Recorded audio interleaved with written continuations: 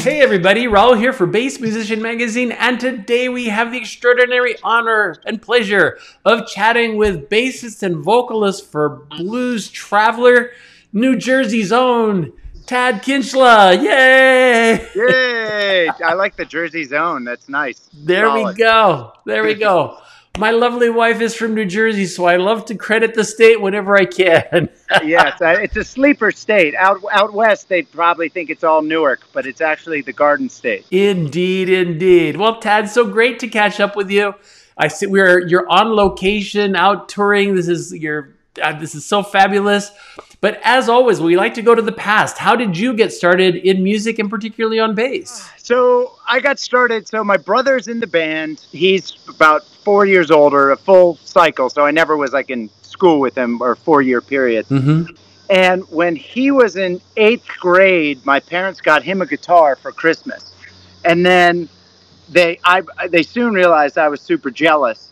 And then I asked for something, and my dad, not knowing anything really, got me it was an electric guitar. Mm-hmm.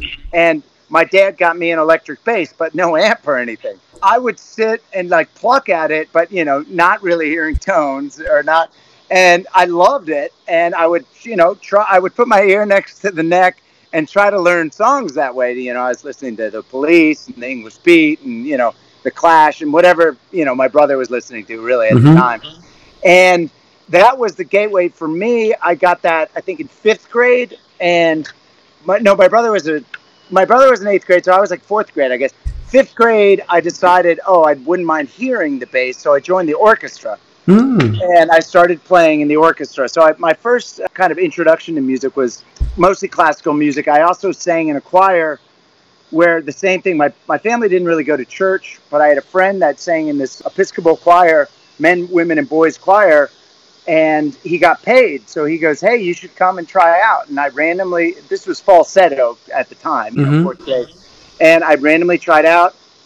I joined the choir. So my family, having no, ecclesiastical, ownership of any kind of like church, all of a sudden I'm like going to church on the weekends just singing.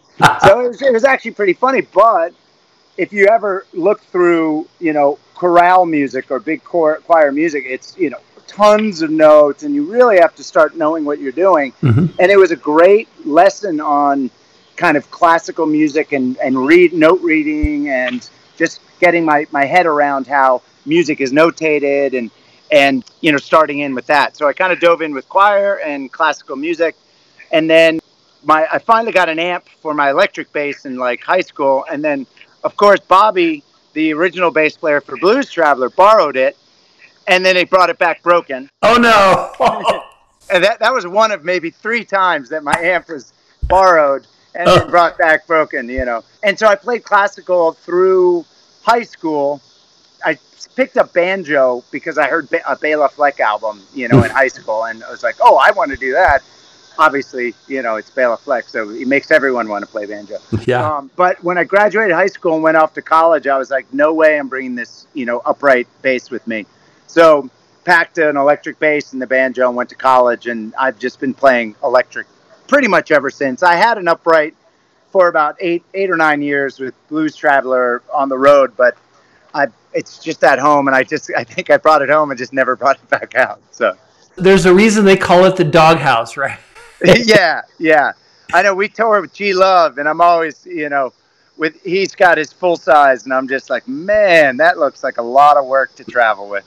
Totally. But it sounds amazing. So nice. So music-wise, were you pretty much self-taught, or did you pursue any additional training?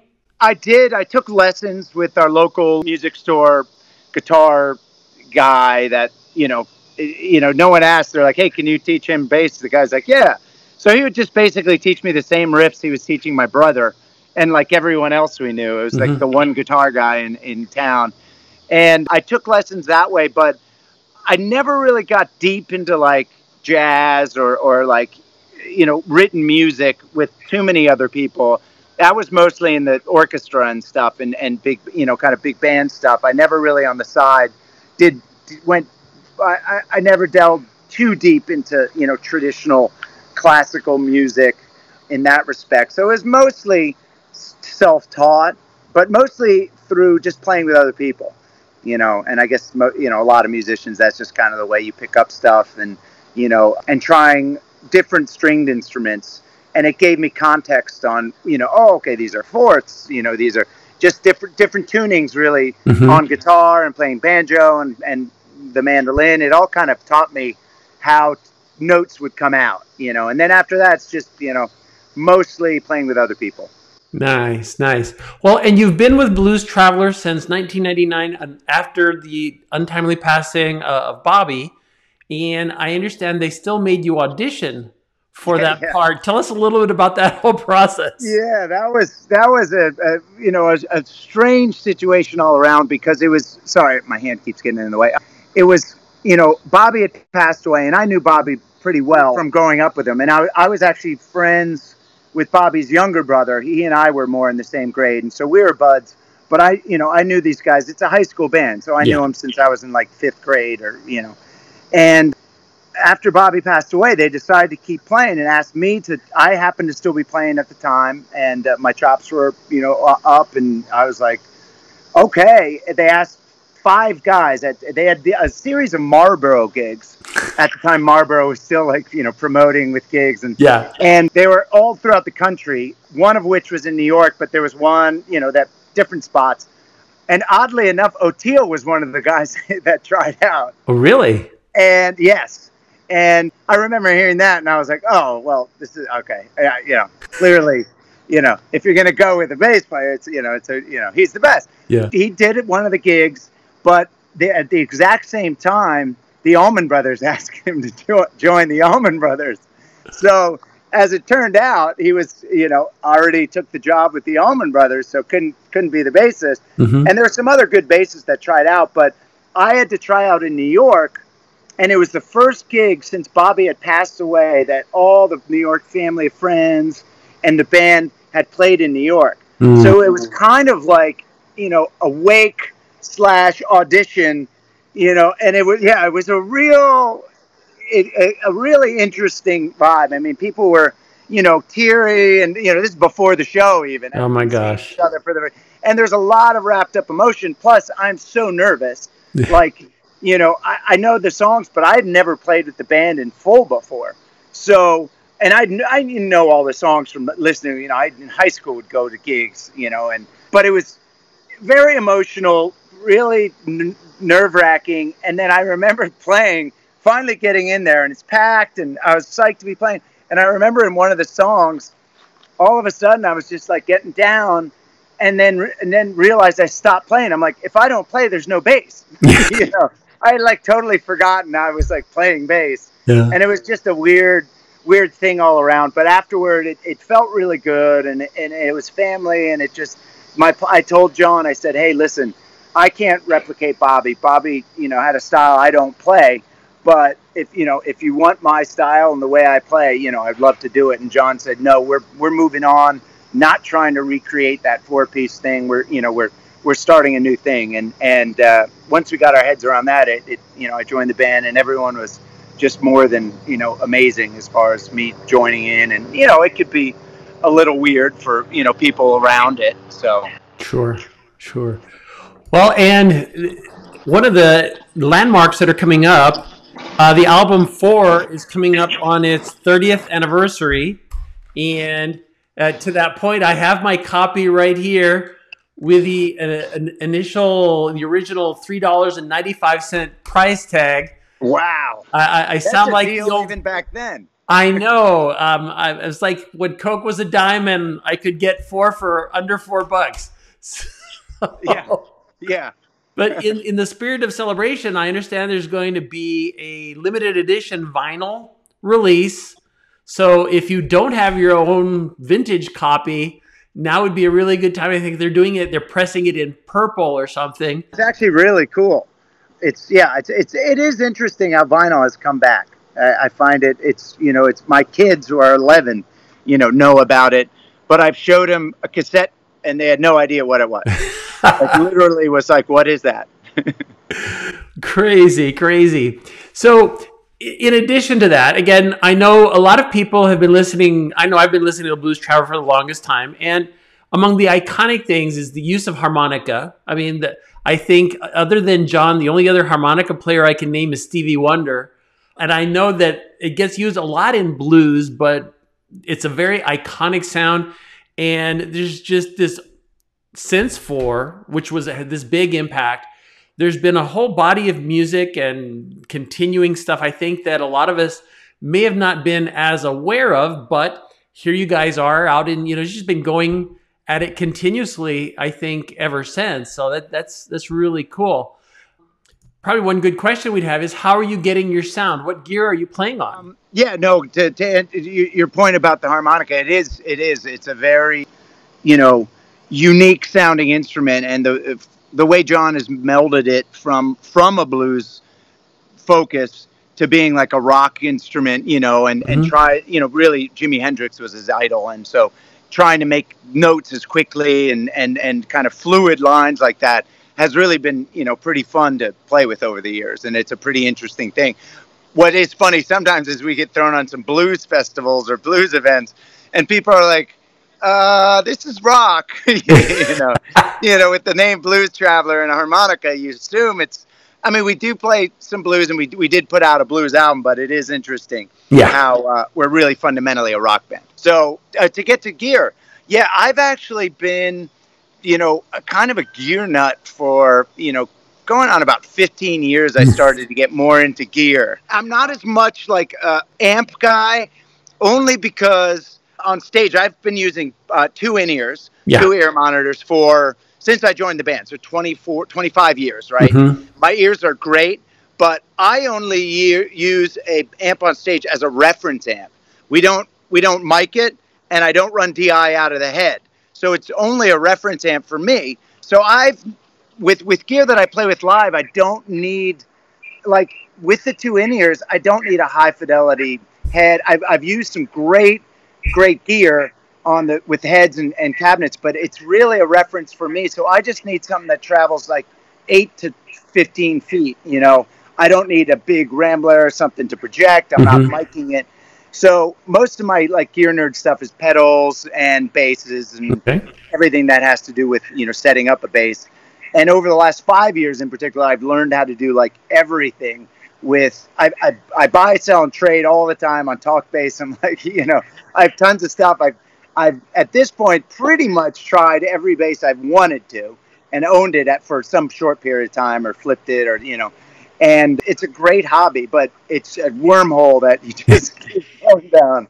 The older I get, the simpler things become like of what you need. It really, you start trying all this stuff and then you really come back to it's the way you play it that matters. Like one of the best instruments I've ever picked up was like a Japanese Squire, that was like a $450 jazz bass, but had it and then played it up against, 70s jazz bass and some brand new ones. And, and I'm like, this just sounds good to me. And it really boils down to like how you play it. So I really enjoy collecting instruments. I really enjoy pedals and trying them all out.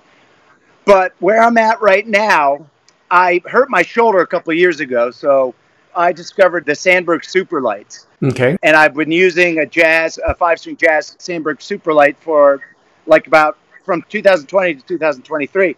And just recently, my shoulder's all better, so I can go full weight basses. And I got an Adamovich, which I believe, are they Germany or Poland? I don't know.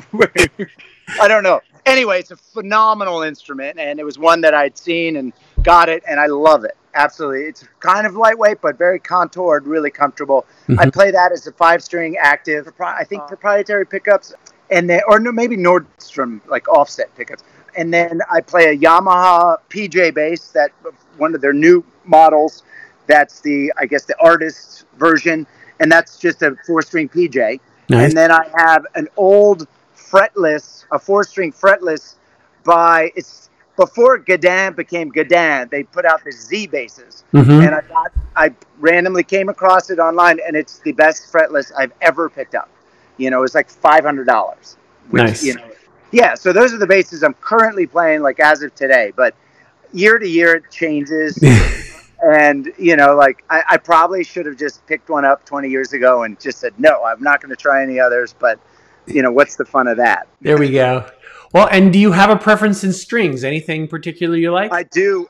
I actually am fortunate enough. I came across the Elixir coated and loved them for playing live because, in the summer, sweating, and they just lasted forever and retained the same kind of punching tightness for like the whole life of the string. It starts out a little duller because it's coated, but it also stays that way for a long time. Mm-hmm. And I got in touch with them, and so I have Chan and I have an Elixir endorsement, and I use their strings and love them. I mean, they're absolutely my favorite.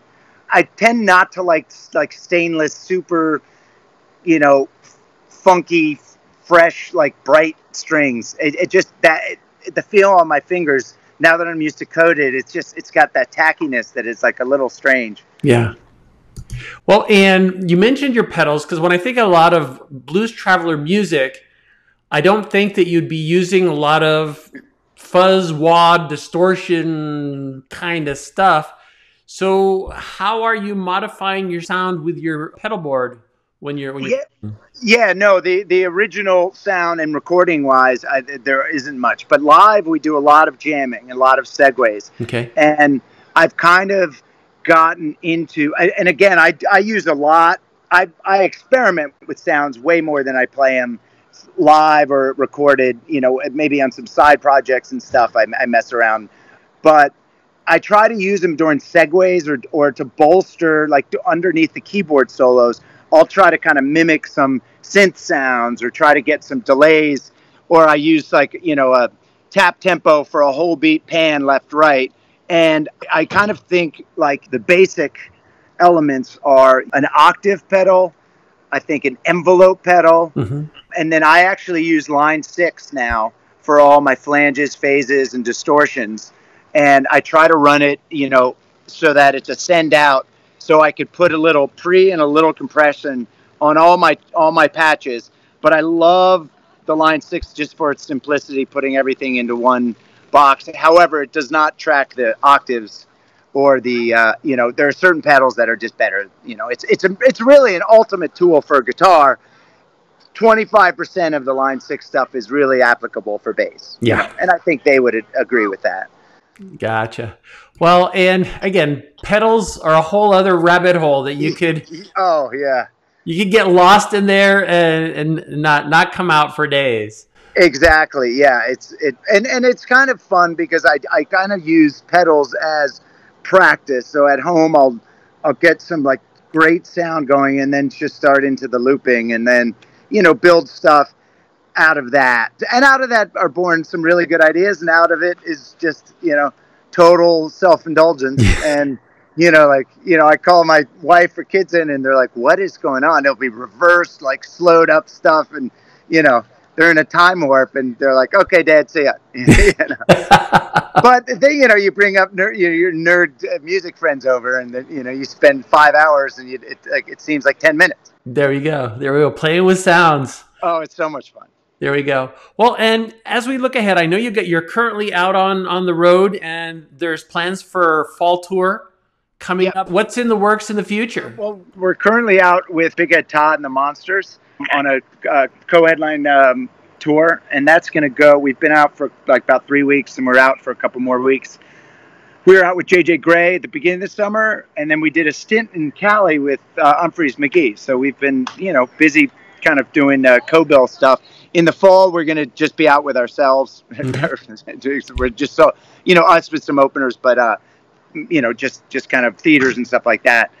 And for right now, that's, we have that kind of through the winter with where we're doing a cruise, a 90s cruise, I believe, in February. I think those tickets are all out there, which will be really interesting. Because as of yet, we haven't really gotten into the full-scale 90s stuff. We've done a couple tours with Sugar Ray and Bare Naked Ladies and Smash Mouth. That was like a 90s vibe. Nice. And then we did Train and Jewel 2 summers ago.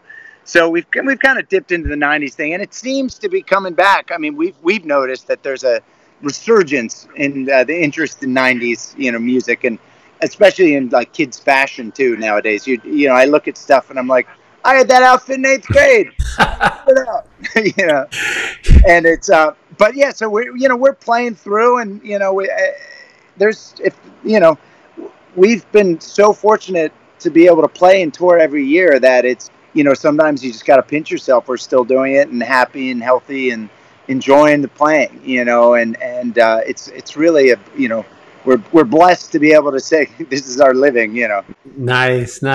Well, and if I remember correctly, the last album was Traveler's Soul 2023.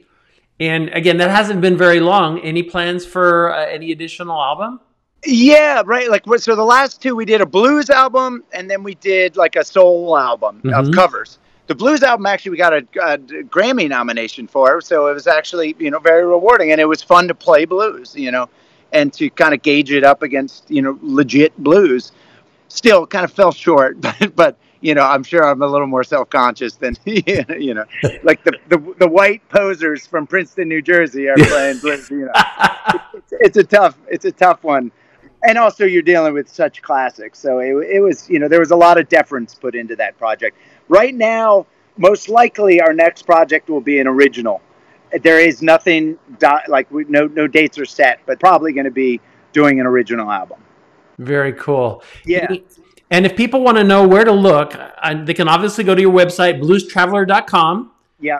And on social media, if they just look at Blues Traveler, pretty much you guys are all over the place. Yeah. We do the best we can for being some older dudes that don't really do social media. My brother's on this big social media kick, so he's trying. But for years, I tried to get these guys on because I was kind of, super crafty with a lot to do with the, computer stuff, and they're just nothing. So I kind of gave myself about 5 years ago, I'm like, I got to get out. It got very complicated, and I was like, I'm going to take a little break, and I've been enjoying this siesta from social media, just being affected by it. And but now, there's some cool stuff. We try to share what we can. I mean, we obviously could do better, but it's not us to be, there's